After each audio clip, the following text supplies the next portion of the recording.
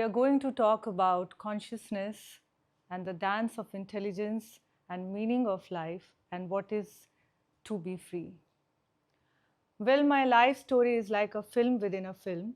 At a very early age, I don't know, but how I figured out the correlation between the physical world's knowingness and intrinsic mental knowingness. Things I had never failed to ask from the very beginning of my life is what is the relation between me and the world? Why everything looks familiar? Why this world exists? Why am I here? And why am I in this film, in this frame, in this box? When I was just 8, 9 years old, I often went to a public park where there was this musical water show, a fountain. Quite often I went to see it alone. Noticed its creativity, a synchronized visuals, movements between water, music, and light, flowing patterns through core, rippling waves, dancing on rhythm, splashing sharp, defined movements together. Water splashing in various shapes and forms. I noticed after dancing on music how the shapes of water got back to its core. Each drop splashing and falling exuberantly on the rhythm. Very artistic art coming with the pressure of water out of something from the core which was not visible. The main thing what I liked about it, it was watching the water pressure going up, taking shapes and dropping back to its basic form. It got me more closer to myself, specifically when the pressure came down and each drop fell above the ground, gave me a sense of life and a small death. So alive, fresh, like I'm myself dancing, and with each fall, every time I enjoyed the falling and again getting up with the force. I felt I am one of the drop from that fountain. Few more days repetitively, I continued watching it. I got more closer to life, to myself, got more larger perspective of life, like like a feeling where I have died many small deaths, a sudden knowingness of itself, realized that my life is like this fountain, which is splashing and falling off, doing and undoing. Suddenly I realized I'm the ground and the drop. Everything at the same time. I looked at the sky, it felt I'm looking at me. Looked at the ground, felt I am gazing at me. My heart was pounding, was tearing apart like a child, waking up to its own reality, busted with tears, waking up to the sense of its own existence. Like seeing everything from that perspective for very long years, I tried holding on to that feeling. It went on like super knowing days, and many days it went on dry, struggling with I know, but maybe not really. I do not know anything. I had questions inside for everything. Why things are like this, the splash of meanings used to arrive like that fountain. And there were days I told myself, I do not know anything. Full of doubt on myself, that was the beginning of my whirlpool. What I realized is this, that physical world is not having a standalone existence. The physical world is an effect of the mental world, mental system. It's a other way around. Let's do an exercise and find out what is actually consciousness is and what is the nature of ultimate reality. Let's go to the realm of thoughts. And let's see if thoughts and feelings could alone create the entire mess and suffering. Before I ask you the question, even if you know the answer, do not speak. If you can tell me how much is 9 multiplied by 9 is, do not need to answer, keep the answer with yourself. Now let's try a bit higher. How much is 800 multiplied by 90 is? Even if you know the answer, do not need to speak. Now, what we noticed, even the fastest mind will have to think for a second. But if I say now, statue, stop. Now notice you are quite still. You're not dead. You are alive. Notice just a being. No body think. It's just a being. This is what it is consciousness is, the mental fundamental core, not a neutral source. Now again, we move and we calculate. Notice your eyeballs are moving. So when you try to calculate, your eyeballs are moving, which is inness, beingness.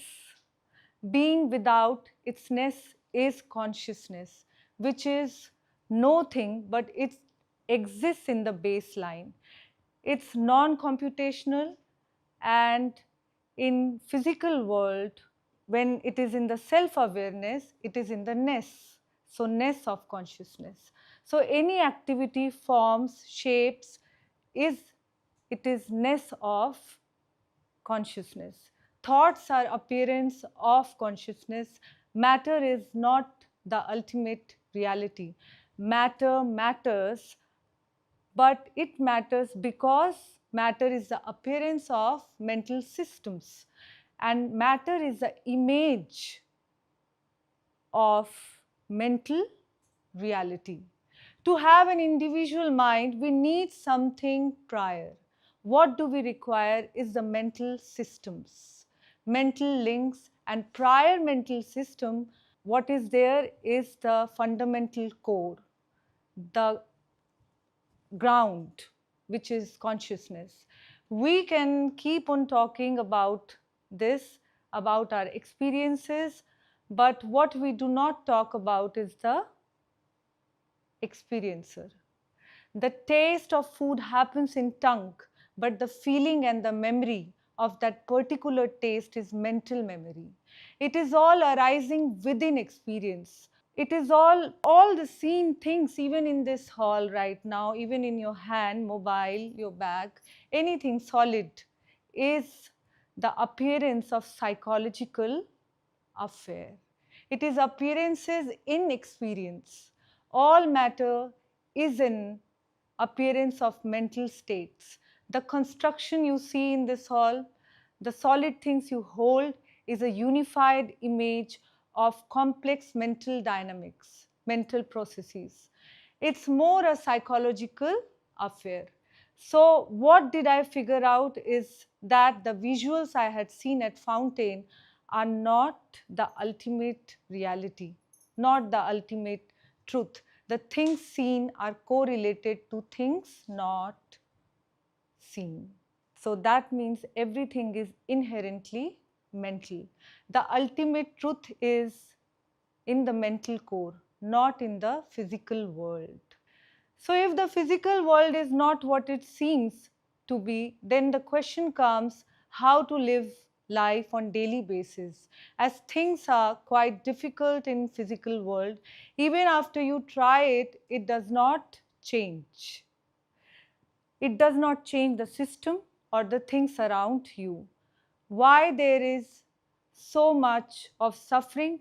Has life failed us? How I became from a model to this? What is to be free? What is freedom is? To be free is to become who you are. To be free is to know whether our universe is in black hole.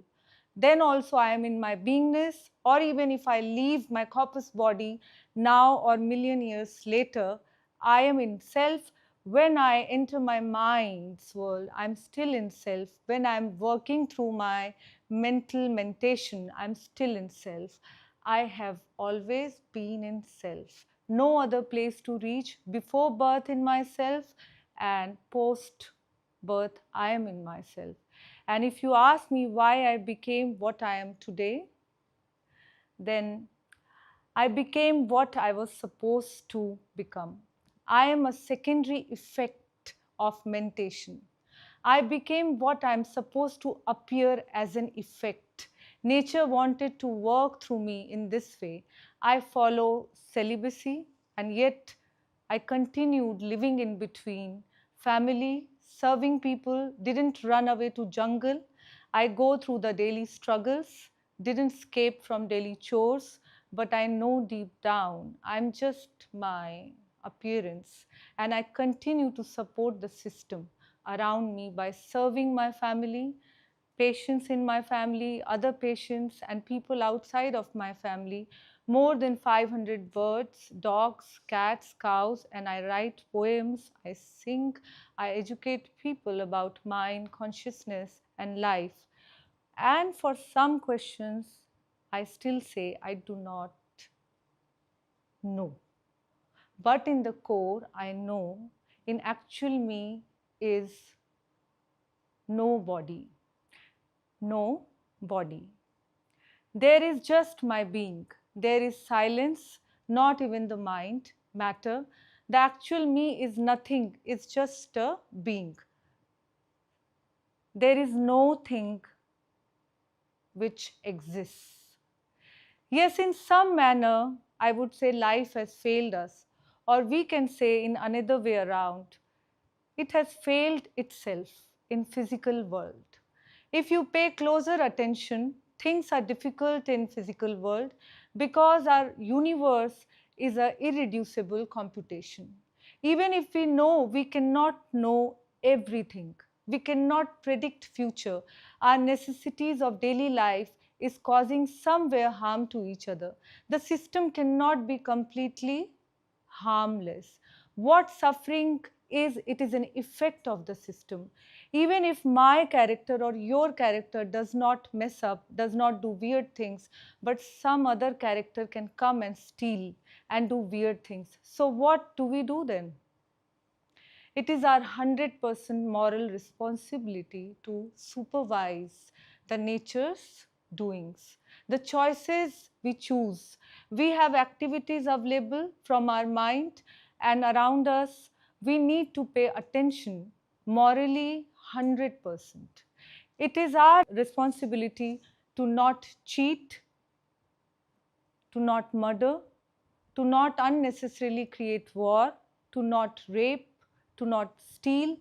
Supervise the things presented in your individual mind. Supervise the choices you are making. If it's not morally right, do not do it. Because in the nature's nature, there is no less or more moral thing. It does not care if you have a house on your head or food in your plate. Have you ever seen several big sized dogs tearing up a small kitten on the streets? Because this is how nature is. It does not have any moral ground or less moral ground, because whatever it is doing to itself. But if we take responsibly the things coming to us, it can somehow make less suffering for each other. Don't take the system to the wrong side, wrong direction, because nature can pass certain judgments which can fail the whole physical system. The system gets affected. Second thing to know, that we are the effect of each other. So the system is codependent, that means. I would like to mention that I do not take any milk product, non-vegetarian food, and I do not consume onion garlic. It's my choice from 13 years. But I am eating plants which are 100% alive.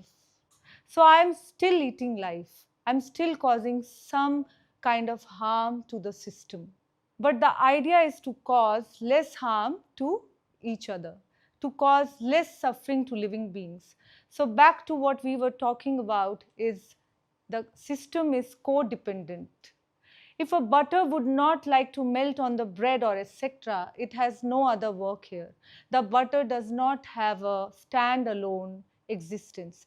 But if you're going through too much suffering, like on physical level, mental level, financial level, or personal level from an oppressor, or things are really not happening right, then, and if you realize that you cannot take it anymore, you are very exhausted with your health and everything, then calm down and understand compassion is must.